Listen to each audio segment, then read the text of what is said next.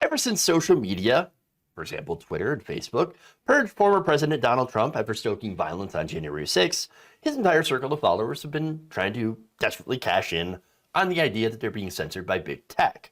Now, as a result of that, they have used that notion not only to ensure that, in some cases, free speech, in their opinion, is upheld, but again, they've been cashing in. That's why you have different social media sites, Rumble, Gitter, True Social, Frank Speech, Telegram, Gab, and a myriad of other scuffed, not really quite launched, or soft launched, or poorly launched social media knockoffs of Facebook, Twitter, and YouTube. Now, there's nothing wrong with competition. I think we actually need more competition in the market. In fact, there's some pretty big issues surrounding media consolidation and big tech. I mean, for example, one of the issues that we see here on YouTube, for example, is algorithms that suppress independent news, independent media in favor of legacy outlets. And they're doing that not because of the content. So, for example, if they were, going after content like Alex Jones, conspiracy stuff, like Sandy Hook stuff, right? And saying, okay, you can't monetize on that, or we're going to limit your reach on that. Okay, I get the meaning behind that, right? But see, what they've actually done with their algorithms is, like I said, suppress independent media while boosting up legacy media, which includes one of the biggest purveyors of disinformation, Fox News. And so you can't really argue that they're doing so because of the content, but because of course, more of a monetary incentive from advertisers and a support for legacy television media. And again, those are authoritative sources, Fox News, CNN, and MSNBC. They're not suppressed at all. Now, I say that, I talk about that, but that's actually not what this story's about. It's actually of the result that's happening on the right. In fact, right-wingers are now fighting over a smaller and smaller audience as a result of some of these social media purges. In fact, here's reporter Ben Collins, who tracks online extremism, explaining to Joe Scarborough. Take a look. The gravy train is off the rails, right? That's what's really going on here, is over the last year, these people have been banned from traditional social media places, Facebook and Twitter. And all of those people providing donations in those spaces, because they had so many eyeballs in those spaces, they were, gaming the algorithms in those spaces. Because of that, you're just not getting as much income, just straight up not happening in that space. In the process, they've tried to create this parallel internet, the parallel infrastructure to, I guess, create a second version of this internet. So that's how you have Rumble, and that's how you have Getter, and that's how you have Gab. And that's why you have people going to Telegram. But it doesn't work the same. Not everybody is moving over. You're not accidentally coming across these people's posts like you were in the days before the 2020 election. That's really affected their income. All right, so there's a few interesting points there that he brings up. So one of them is about reach. Twitter's massive. There's lots of people there. Facebook's massive. Lots of people there. YouTube, etc. You know where I'm going with this, right? So now the result is nobody is going to the fringe sites because they're already on the gigantic sites. The only ones who are going to those, to the Getters and the Gabs and the Telegrams, are people who are already banned from the other sites. Generally people who are on the far right. And so they go there and they see, what do they see? They see an echo chamber of basically the content that they already agree with on those sites, which ranges in, from anti-vaccine content to straight up racism and anti-Semitic conspiracy theories. They're not getting new eyeballs, which they rely on for recruitment and bringing people down the alt-right pipeline. So now the issue, of course, is for them, why go there if we're not actually recruiting people? So now that's the issue, right? Now, as some of you point out in the comments already, these places are filled with Nazis. I mean, again, those are the people that are already banned from all the major social media. So normal people, normies, They're not going there. Even some of the more politically engaged normal people aren't going to those sites. No, they're going to Facebook, Twitter, and YouTube to some extent. And they're getting some of the content from, as I mentioned, more of the authoritative sources, right? So now these websites, they're struggling. And of course, not only are they filled with Nazis, which nobody wants to interact with, but they're also poorly optimized, they're unstable, and they're also not really known for keeping your data safe, right? Protecting it from thieves. Now, that said, I'm not saying that the big sites haven't had their own data leaks. They had some very famous ones. I'm also not saying that they don't sell your data to third-party advertisers, which in some cases they absolutely do. But again, the big reason that nobody is on these sites is because no one wants to go there because of all of these different reasons. And so think about it this way. The only reason you're on these sites is when you've been kicked out by Twitter. It's like getting kicked out of the public pool for peeing in it. And so what do you have to do? You still want to go to the pool, right? Well, now, instead of going to the public pool, you're going to be stuck in the little inflatable pool at your buddy's house. And that's it. That's pretty much it. And so you're not going to get that same experience. You're not going to get the reach that you had. And so it gets kind of boring for people, honestly, because they turn into echo chambers filled with a tiny amount of sycophants. And that's why, honestly, that's why Donald Trump was so desperate to get back on Twitter and on Facebook. And understand, too, that the amount of reach that he lost as a result of this ban was enormous and enormously damaging for both his brand and his political aspirations into the future. He could not reach new people, new eyeballs, and that's what a lot of these right-wing content creators who have also been deplatformed are dealing with as well. Most of these big companies are not going to advertise on these smaller fringe sites.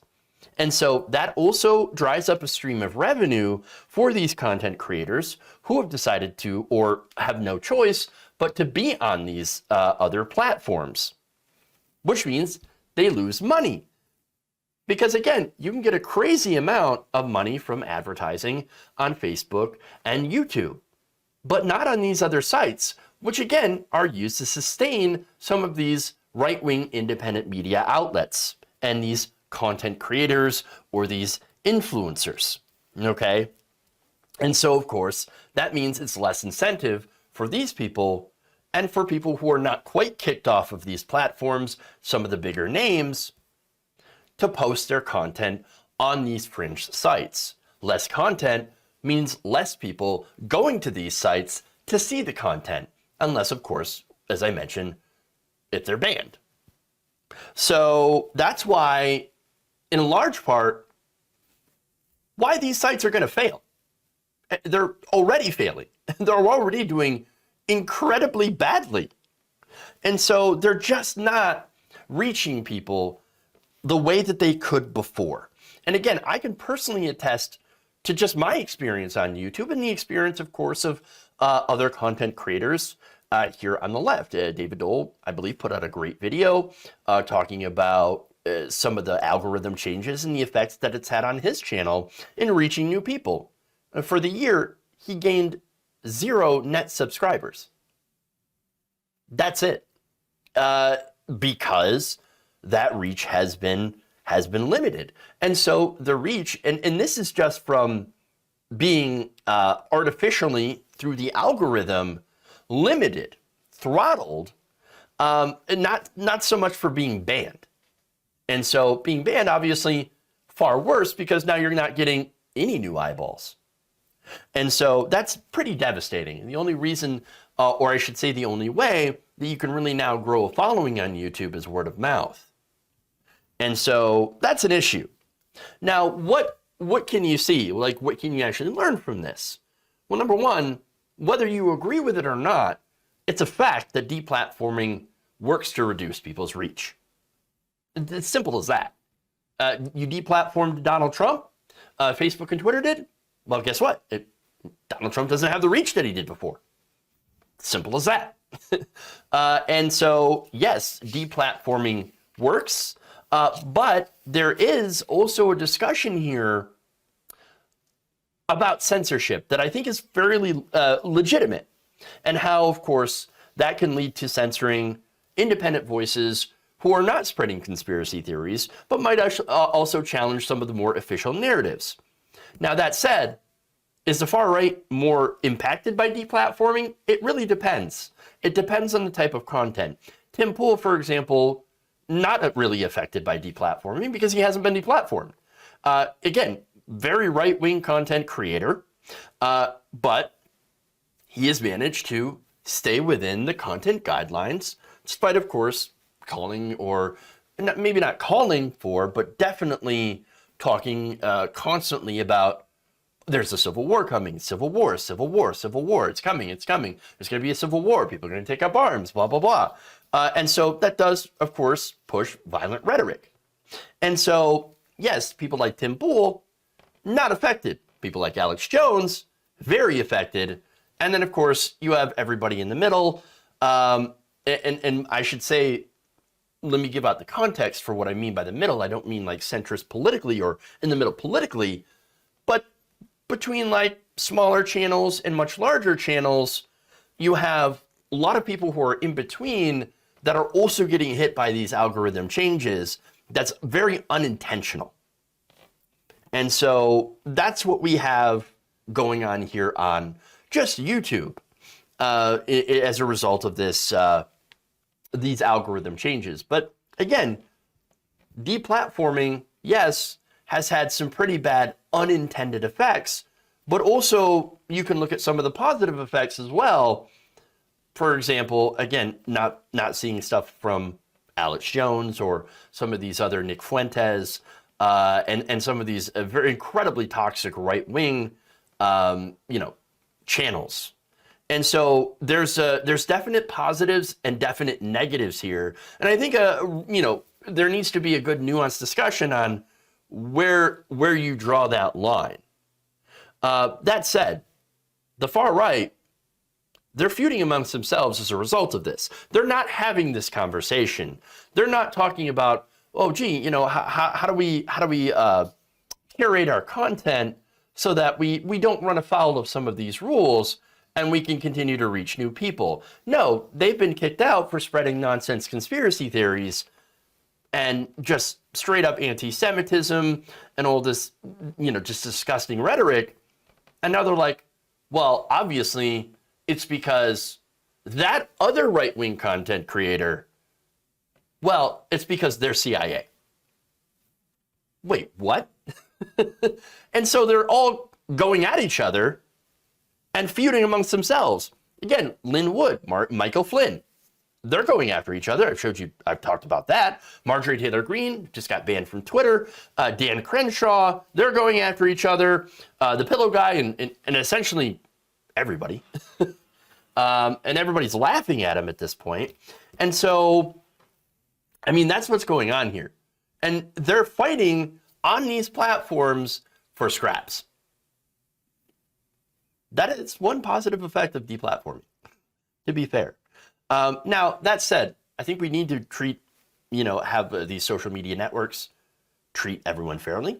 I think we do need to have robust conversations between both sides that are in good faith, debates even ones, by the way, especially ones that do challenge some authority, but in a way that doesn't lead to rampant conspiracy theories that end up harming people.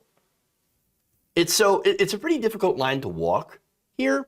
And as one, I think we can all agree that this is not a line that a for-profit CEO should ever have been able to walk. And so I don't know what the future of social media is going to look like, or what it even should look like, and how much of a balance we need to have between being able to have free expression and also clamping down on conspiracy theories. And so it is a conversation that needs to happen. And I just don't see it happening in really any place